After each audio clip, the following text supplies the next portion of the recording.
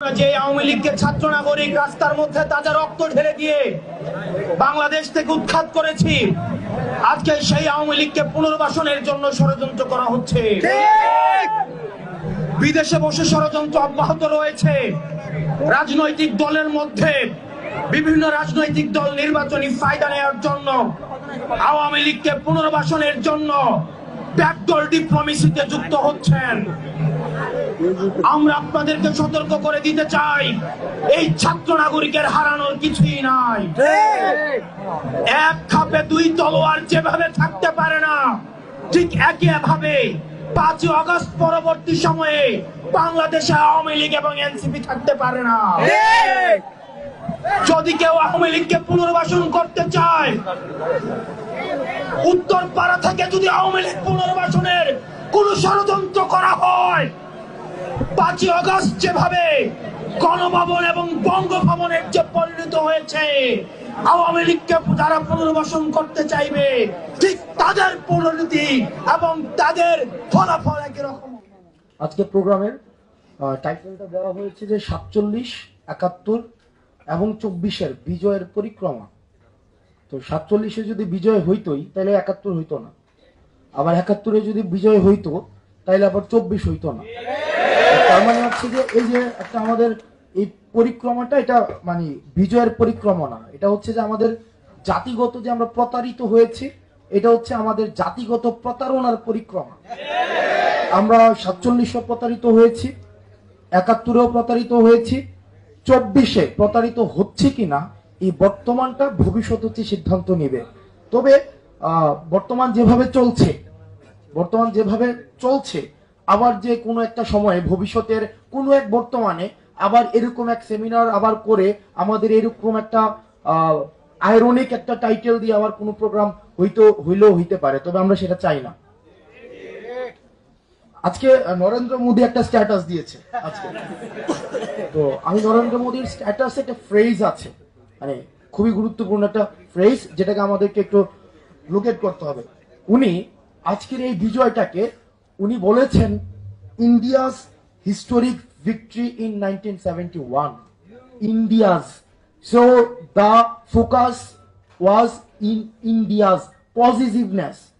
C the positiveness, India's victory.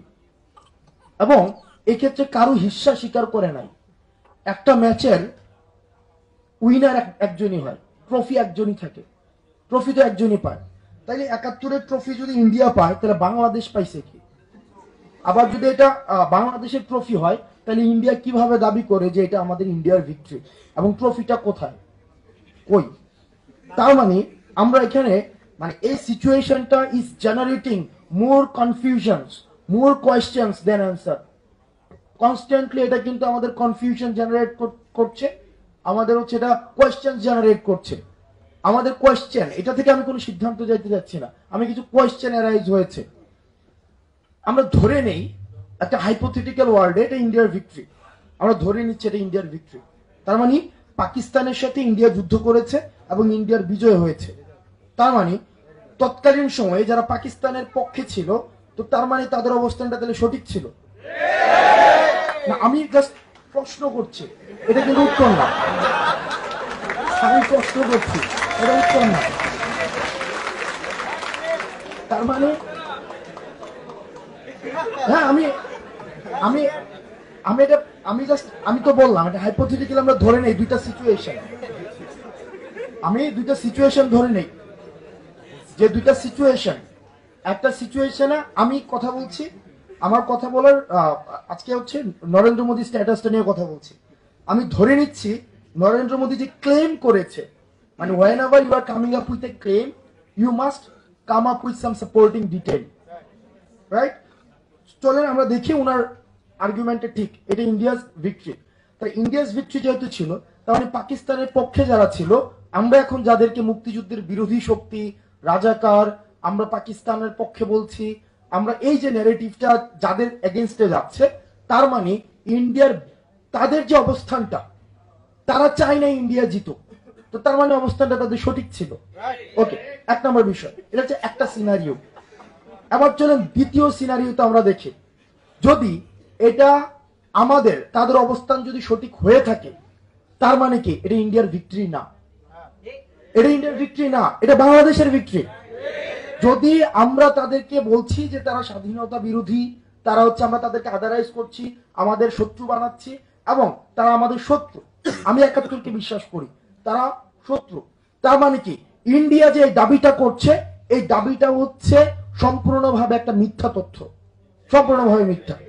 আমি আজকে এই স্ট্যাটাসের পরে গত 16 ডিসেম্বরে মোদির স্ট্যাটাস দেখেছি, আমি রাহুল গান্ধীর আজকে অবস্থান দেখেছি, আর গত 16 ডিসেম্বরে দেখেছি, তার আগেও দেখেছি, প্রতি বছরেই তাদের স্ট্যাটাস তাদের অবস্থান মুক্তিযুদ্ধকে নিয়ে এটাই ছিল, এটা নতুন না কিন্তু। তো তার মানে কি আমরা ধরে নিচ্ছি না, এই যে একটা ক্লেম করছে আমাদের জাতীয় অর্জনকে ভারত বা একটা বিদেশি, সেটা হচ্ছে কি এটাকে অ্যাপ্রোপ্রিয়েট করছে, এটাকে আমরা মিস অ্যাপ্রোপ্রিয়েট বলছি, এটাকে এটা মিস অ্যাপ্রোপ্রিয়েট করেছে। তার মানে এতদিন পর্যন্ত বাংলাদেশ তার অবস্থানে নিশ্চুপ ছিল, তার মানে ট্রফি নিয়ে দিয়ে আসছে, ট্রফিটা নিচে নিয়ে দিয়ে আসছে। তার মানে আওয়ামী লীগ, আমরা যে বলছি এই যে মুক্তিযুদ্ধকে শুধুমাত্র শেখ পরিবারের একটা পারিবারিক সম্পত্তিতে পরিণত করেছে, অনেকে বলে যে মুক্তিযুদ্ধকে আওয়ামী লীগীকরণ করেছে, আওয়ামী লীগ পরিবারের করেছে, এই জায়গায় আমি এটা পার্শিয়ালি ট্রু। মুক্তিযুদ্ধকে বেসিকলি শেখ পরিবারের পারিবারিক সম্পত্তিতে রূপান্তর করেছে একদম। যেমন একটা বিজনেস এন্টাইটিতে কি হয়, আমরা ব্যাংকিং সেক্টরে যেটা দেখেছি, সেখানে হচ্ছে বাবা হয়ে হচ্ছে এমডি, ওয়াইফ একটা পদ পায়, ছেলে একটা পদ পায়, ছেলের বউ পায়, তারপর হচ্ছে ছেলের নাতি পায়, এই পরিবারের মধ্যে এই ভাগাভাগি গুলা চলে, অ্যাওয়ার্ড যেটা। ঠিক একইভাবে হচ্ছে আমরা এই শেখ পরিবারের মধ্যে সবকিছুকে দেখেছি। তো এতদিন পর্যন্ত এই যে আওয়ামী লীগের নিশ্চুপতা, আওয়ামী লীগ যে নিশ্চুপ ছিল, এই যে ক্লেম করতো যে ৭১টা হচ্ছে যে ভারত, এই বিজয়টা ভারত হচ্ছে এটাকে ওন করে, এই পর্যন্ত কোনোদিন আমরা বিরোধী অবস্থানে আওয়ামী লীগকে পাইনি, নেভার। যে এটা কখনোই বলে নাই যে না এই ৭১ এটা আমাদের হয়েছে। আমরা হচ্ছে এক ধরনের ওই যে দুধ ভাত খেলোয়াড়ের মতো ওই যে মনে মনে খুশি হইতাম, কিন্তু ইন্টারন্যাশনালি বা ইন্ডিয়ান যে ন্যারেটিভ সিভিলাইজেশনের ধারণাটা আমরা প্রচার করতে পারি নাই। ইন্ডিয়া কি করেছে, ইন্ডিয়া কিন্তু চিন্তা করছে বিয়ন্ড দা বাউন্ডারি। আর আমরা ডিভিসি পলিটিক্সে শুধুমাত্র নিজেদের মধ্যেই হচ্ছে আমরা হচ্ছে সবসময় এক ধরনের, আমাদের শুধুমাত্র বাউন্ডারির ভিতরে, বাইরে কিন্তু, অর্থাৎ আমাদের গ্লোবাল পলিটিক্সে আমাদের বাংলাদেশকে আমরা লোকেট করতে পারি নাই, আজকে পর্যন্ত পারি নাই, এখন পর্যন্ত পারি নাই। ৭১ পরবর্তী সময়ে যখন আমাদের এই মুক্তিযুদ্ধের ধারণাটা পশ্চিমবঙ্গের দিকেও যাওয়া শুরু করলো, পশ্চিমবঙ্গে যেন সেটা ওয়াইড স্প্রেড না হইতে পারে, সেজন্য ইন্দিরা গান্ধী কি করলো, যে এখানে হচ্ছে ফোর্স ডিপ্লয় করলো। উনি তো সাথে সাথে নিয়ে যায় নাই, 16 ডিসেম্বর কি নিয়েছিল, জানুয়ারির খুব সম্ভবত সেকেন্ড উইক অফ জানুয়ারিতে মনে হয় উনি হচ্ছে রিট্রিট করছিল, মার্চে রিট্রিট করছে। তার মানে এই সময়টা পর্যন্ত কিন্তু ছিল। তখন শেখ মুজিব ইন্দিরা গান্ধীকে নিশ্চয়তা দিল যে না, আমরা এই যে আমাদের একটা আইডিয়া ক্রিয়েট হয়েছে, আমরা সবাই হচ্ছে একটা কমিউনিটি হয়ে উঠবো, এই ধারণাটা আমরা বাউন্ডারির বাইরে যাইতে দিব না, আমরা সেটাকে পশ্চিমবঙ্গে যাইতে দিব না, যেটা হিস্ট্রিক্যালি যে ল্যান্ড হচ্ছে আমাদের, যাদের সাথে আমাদের কালচারাল অ্যাটাচমেন্ট রয়েছে, যে মানুষগুলো হচ্ছে আমাদের, আমরা হচ্ছে কি হিমালয় থেকে এই যে বে পর্যন্ত এই ল্যান্ড কিন্তু আমাদের এই সিভিলাইজেশনের আমাদের। তার মানে শেখ মুজিব কি করেছে, আমাদের এই যে সিভিলাইজেশন হয়ে ওঠার যে ধারণাটা, এটাকে ব্র্যাকেট বন্ধি করেছে। সোনিয়াকে যখন ইন্দিরাকে যখন এই নিশ্চয়তা দিয়েছে যে আমাদের এই সিভিলাইজেশনের ধারণাটা আমরা বাউন্ডারির ওই পাশ পর্যন্ত নিব না, ওই আশ্বস্ত হয়ে কিন্তু উনি আবার কি করেছে, উনার সৈন্য হচ্ছে উনি রিট্রিট করেছে, উনি এখান থেকে নিয়ে গিয়েছে। তো তার মানে এই যে আমরা না উঠতে পারলাম কমিউনিটি হয়ে আমাদের নিজেদের মধ্যে, আবার না উঠতে পারলাম দেশের বাইরে একটা সিভিলাইজেশনের ধারণা নিয়ে, আমরা সব সময় একটা ডিভিসিভ পলিটিক্স এর মধ্যে ছিলাম, অলওয়েজ, একদম সব সময় আমাদের একটা ডিভিসিভ পলিটিক্স ছিল। আমার ব্যক্তিগত ধারণা, বাংলাদেশে মাইনরিটি বলতে কিছু আইডিয়াই নাই। মাইনরিটি শুধুমাত্র তারাই যারা বাংলাদেশ বিরোধী। মাইনরিটি কোন হিন্দু কখনো মাইনরিটি হইতে পারে না, কোন খ্রিস্টান কখনো মাইনরিটি হইতে পারে না, কোন বৌদ্ধ কখনো মাইনরিটি না, পাহাড়ে যারা থাকে তারা কখনো মাইনরিটি হইতে পারে না, চাকমা কোনো মাইনরিটি হইতে পারে না, তারা এই ভূখণ্ডের একদম সমান অধিকারভুক্ত মানুষ। মাইনরিটি তারাই যারা বাংলাদেশ ধারণায় বিশ্বাস করে না। এখন আপনি যদি বাংলাদেশ ধারণায় বিশ্বাস না করে থাকেন, আপনি যদি মুসলমান হয়ে থাকেন, তার মানে আপনি মাইনরিটি। আপনি যদি বাংলাদেশ ধারণায় বিশ্বাস না করে থাকেন, আপনি যদি হিন্দু সম্প্রদায় হয়ে থাকেন, আপনি মাইনরিটি। আপনি যদি পাহাড়ে থাকেন কিন্তু বাংলাদেশ ধারণায় বিশ্বাস না করেন, তাহলে আপনি মাইনরিটি। কিন্তু আমরা এই মাইনরিটি ধারণাটাকে এটার একটা টেন্ডার বাণিজ্য করেছি। আমরা এটাকেও আমরা টিকিট দিয়েছি, এটাকেও আমরা একটা বাউন্ডারির মধ্যে নিয়ে আসছি। এই কমিউনিটি মাইনরিটি, এই কমিউনিটি মাইনরিটি। যখনই আমার ক্ষমতায় থাকার প্রয়োজন হয়েছে, এই minority majority play card create করে এই যে ভ্যাকুয়াম স্পেসের মধ্যে আমি আমার পলিটিক্সটা সেট করেছি, এবং ওই জায়গা থেকে ফ্যাসিজমের উৎপত্তি হয়েছে। তার মানে মোটাদাগে বলতে গেলে আমাদের একদম যে সব সময় আমাদের এক রকমের আমাদের ব্যর্থতা, এটা আমি বিজয়ের পরিক্রমা বলতেই চাই না, এটা ব্যর্থতা। প্রতিনিয়ত আমাদের সাথে প্রতারণা হয়েছে, আমরা প্রতারিত হয়েছি। এরপরে আমাদের ৭২ পরবর্তীতে একটা কনস্টিটিউশন বানাইছে আমাদের জন্য। কনস্টিটিউশন নিয়ে অনেক কথাবার্তা হয়েছে, এটা স্রেফ একটা গার্বেজ ছাড়া কিছু নেই। এবং আমি ব্যক্তিগত আজকে রাষ্ট্রপতির ইয়াতে আমাদের দাওয়াত ছিল। আমি যে রাষ্ট্রপতি এই সংবিধান থেকে আসছে, এই সংবিধান থেকে তো মাইনত বিপ্লব যেদিনই ৫ই আগস্ট হয়েছে, ওই দিন এই সংবিধান শেষ, ওই দিনই রাষ্ট্রপতি শেষ। সুতরাং এখন উনার দপ্তর থেকে দাওয়াত আসবে এবং সেই দাওয়াতে আবার আমি যাব, এটা আমার নিজের সাথে আমার নিজের আরেকটা প্রতারণা। সুতরাং আজকে যারা এই রাষ্ট্রপতির দাওয়াতে গিয়েছে, হয় তারা বিপ্লবে বিশ্বাস করে না, হয় তারা এই সংবিধানে তাদের কি এক ধরনের, তারা মনে করে তাদের একটা স্টেক আছে। এখন সেই জায়গা থেকে দেখেন আমাদের যে সংবিধান, প্রত্যেকটা জিনিসে সেলফ কনফ্লিক্টিং। মাহিন কিছুক্ষণ আগে বলেছে, আমাদের মুক্তিযোদ্ধারা যারা যুদ্ধ করেছে এবং যারা সংবিধান যখন হয়েছে, তারা নিজেরাও জানতো না যে এই সংবিধানের এই যে মূল স্তম্ভগুলা 4টা, যে সমাজতন্ত্র, গণতন্ত্র, ধর্মনিরপেক্ষতা, জাতীয়তাবাদ। মানে এটা একটার সাথে একটা একদম, এটা তো কোনো প্যারালাল কিছুই না, সাপ্লিমেন্টও করতেছে না, কমপ্লিমেন্টও করতেছে না। এটা একটার সাথে একটা কন্ট্রাডিক্ট করছে, এবং এটা এক ধরনের ইম্পোর্টেড।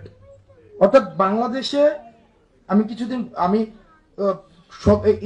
গণপরিষদ করা হইলো, আমি বিদেশে ঘুরতে গেলাম, আমি এই জনপদকে রিসার্চ করলাম না, এই জনপদের সাথে কথা বললাম না, এটা আমি জাস্ট বিদেশ থেকে দিলাম, এখানে ইম্পোর্ট করে দিলাম, সিম্পল। এটা প্রতারণা করা হয়েছে। এই প্রতারিত হয়েছে বলেই কিন্তু আমাদের 24-এর অবতারণা হয়েছে। কিন্তু খুবই দুঃখজনক, খুবই দুঃখজনক, আমরা কেন যেন এই সংবিধানটাকে এটাকে সামনে রেখে আমাদের জাতি হিসেবে আমাদের লজ্জা নাই।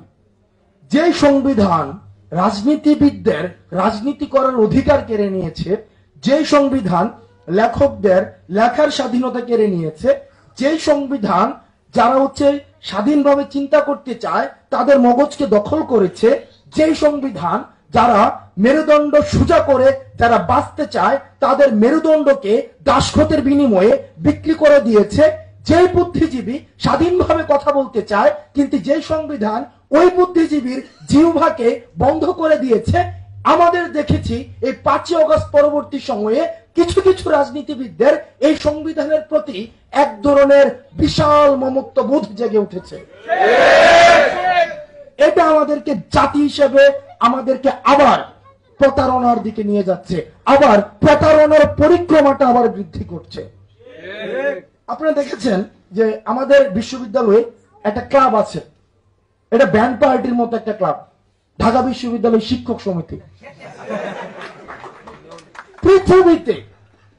পৃথিবীতে এত থার্ড ক্লাস লেভেলের কোন ক্লাব পৃথিবীতে আর কোথাও নাই। ওই যে থাকে না স্পোর্টিং ক্লাব, এই ক্লাব সেই ক্লাব থাকে না, এই ক্লাবটার আপনি কার্যক্রম দেখবেন। এই ক্লাবটা কি, যখনই মানুষ কথা বলতে চেয়েছে, যখনই মানুষ বিশ্ববিদ্যালয়ের আইডিয়াটা কি আপনার ভাবনাগুলোকে আপনার সুবিধাজনক ভাষা দিয়ে আপনাকে প্রকাশ করার জন্য একটা উন্মুক্ত পরিবেশ ক্রিয়েট করে দিবে। না সমস্যা নাই, আচ্ছা আমাকে ভাই শেষ করে দিচ্ছি। এখন বিষয়টা হয়েছে যে আমাদের সুবিধাজনক ভাবনাগুলোকে, আমাদের মনে স্বাধীন চিন্তা, আমাদের তো ভাবনা চলে, আমাদের ইমেজ থাকে মাথার মধ্যে, মাল্টিপল লেয়ার্ড ইমেজ। এই ইমেজগুলোকে আমরা আমাদের সুবিধাজনক ভাবে আমরা ভাষা দিয়ে প্রকাশ করব। এই উন্মুক্ত পরিবেশটাই হচ্ছে আমাদের বিশ্ববিদ্যালয় ক্রিয়েট করে দিবে, কোনো সেন্সরশিপ থাকবে না। কিন্তু আমরা দেখেছি যে আমাদের এই যে ঢাকা বিশ্ববিদ্যালয়ের শিক্ষক সমিতিকে কিছু হইছে না হইছে একটা ব্যানার নিয়ে দাঁড়ায় যেত অপরাজয় বাংলার সামনে। তারা কলমকে নিয়ন্ত্রণ করতে চেয়েছে, তারা আপনার মগজের দখল নিতে চেয়েছে, তারা আপনার মেরুদণ্ডকে নিয়ন্ত্রণ করতে চেয়েছে, তারা আপনার ভাবনাকে নিয়ন্ত্রণ করতে চেয়েছে, তারা আপনার ব্যালট বাক্সকে সিলবন্দি করে দিয়েছে। পৃথিবীতে আর কোন সভ্যতা, কোন জাতি, ইভেন জার্মানিতে যে নাৎসিরা ছিল তাদের মধ্যে এই ক্যারেক্টারিস্টিক্স গুলো আপনারা পাবেন না, যে একই সাথে পরিবারগুলো নষ্ট হয়েছে, একই সাথে শিক্ষকরা নষ্ট হয়েছে, একই সাথে পৃথিবীর আর কোথাও নেই যেখানে গণভবনের যিনি মালিক এবং বাইতুল মুকাররমের খতিব একই সাথে দেশ ছেড়ে পারে। মানে একটা চিন্তা করেন, আপনি যে বিজয়ের পরিক্রমা বলছেন এটা তো প্রতারণার পরিক্রমা। আপনি পতিতালয় থেকে সচিবালয় সবকিছুই আপনার, এটা আপনি জাতি হিসেবে কি পরিমাণ আপনি প্রতারিত হয়েছেন আপনি চিন্তা করেন। সব জায়গাতে জাস্ট সবাই হচ্ছে কি কিছু হোক আর না হোক। আপনি দেখেছেন ডিভোর্স নিয়ে প্রবলেম, তাও হচ্ছে কি মাননীয় প্রধানমন্ত্রীর দৃষ্টি আকর্ষণ করছে। আজকে আমাদের শিক্ষক কেউ একজন বাসা পাইল না, মাননীয় প্রধানমন্ত্রীর দৃষ্টি আকর্ষণ করছে। তখন এই যে আপনার এই যে কেন্দ্রীয়করণ করা হয়েছে, এটা তো সংবিধানে ওনাকে পাওয়ারটা দিয়েছে। তার মানে এইটার বিরুদ্ধে আমরা অবস্থান নিতে পারি নাই। তার মানে 2400 প্রতারণার দিকে যাচ্ছে, 2400 প্রতারিত আমরা হইতে যাচ্ছি। আমি এই যে আমার সবাই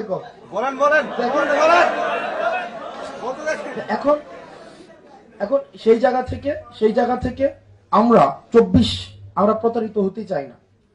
আপনার মাঝে মাঝে আমি ব্যক্তিগতভাবে মনে করি, আমি খুব অনেকে মনে করেন যে হচ্ছে সে কেঁদে দেয়, রাস্তাঘাটে যায়, সে হচ্ছে মানে চোখ দিয়ে পানি বয়ে যায়। এ হচ্ছে আমার অনেকে হচ্ছে বাংলা সিনেমার হচ্ছে আনোয়ার নাকার সাথে তুলনা করে আমাকে লিঙ্ক পাঠায়, আমি দেখি। আপনি ধরেন আপনি প্রত্যেকটা দিন আপনি ব্লাড নিয়ে আপনি ডিল করছেন, প্রত্যেকটা দিন আপনি কনফ্লিক্ট নিয়ে ডিল করছেন, আপনি ভায়োলেন্স নিয়ে ডিল করছেন। প্রত্যেক দিন আপনার জীবনে কোনো সকাল নাই, আপনার জীবনে কোনো সন্ধ্যা নাই, প্রতিনিয়ত আপনি ভায়োলেন্সের মধ্য দিয়ে যাচ্ছেন, প্রতিনিয়ত এভরি সিঙ্গেল আওয়ার্স আমাদের ভায়োলেন্স, আমরা এই যে কনফ্লিক্ট, ব্লাড, এই বিষয়গুলোর মধ্য দিয়ে আমাদের যেতে হয়। আপনি যাওয়ার কান্নাটা দেখেন না, এটা শহীদের সাথে, এটা কান্না না, এটা ক্রোধের আগুন। আমরা এটা নিশ্চিত করতে চাই, আমরা রাস্তায় যারা ছিলাম, আমাদের রাজনীতিবিদ যারা রয়েছেন বর্তমানে, আপনার সংসদ ভবন মুখে হচ্ছেন, খুব শীঘ্রই হবেন, যাবেন, মিনিস্ট্রি দখল করবেন, গাড়িতে পতাকা উঠবে, কোনো সমস্যা নাই। আমরা সেটার জন্য আমরা রক্ত দিয়েছিলাম, যেন ভোট দিয়ে আপনারা আপনাদের গাড়িতে, যার গাড়িতে পতাকা ওঠার যোগ্য তারাই যেন ক্ষমতায় আসতে পারে, আমরা সেটা নিশ্চয়তা দিব।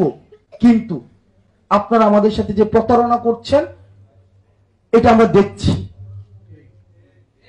আমরা যেভাবে অতীতকে বর্তমানের কাঠগড়ায় দাঁড় করাচ্ছি, ঠিক একইভাবে আপনাদের এই বর্তমানটা ভবিষ্যতের কাঠগড়ায় অপরাধী হিসেবে বিবেচিত হবে।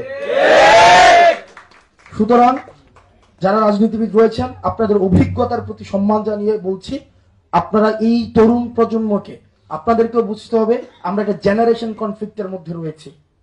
এখন আর এটা বাইনারি পলিটিক্সের মধ্যে নাই যে আওয়ামী লীগ, বিএনপি, জামাত, ছাত্রদল, ছাত্র শিবির, এই পলিটিক্সের মধ্যে এখন আর নাই। এটা কেমন একটা জেনারেশন কনফ্লিক্ট, আমরা একটা আপোষহীন, আমরা একটা প্রজন্ম গড়ে উঠছি, একটা আপোষকামী প্রজন্ম যারা হচ্ছে আমাদের শেল্টার হচ্ছে। এই দুইটার মধ্যে একটা সিঙ্ক হচ্ছে না, কোথায় যেন একটা রিফট আছে। এই রিফটকে ব্রিজ করার চেষ্টা করেন এবং এটা দায়িত্ব আপনাদেরকে নিতে হবে। আপনারা দায়িত্ব নিতে পারেন নাই বলে হচ্ছে কি আমাদের 71-এর পরে আবার 24 লিখতে হয়েছে। এখন আপনারা যদি আবার দায়িত্ব নিতে ব্যর্থ হন, এবং আপনারা ব্যর্থ হচ্ছেন এটা আমরা দেখতে পাচ্ছি, তারপরে কিন্তু 24-এর পরবর্তী আরেকটা সাল লিখতে হবে, এবং সেটি এত ব্যবধান থাকবে না, এই নিশ্চয়তা আপনাদেরকে দিতে পারে। আপনারা ভালো থাকবেন, সুস্থ থাকবেন। আপনাদের সাথে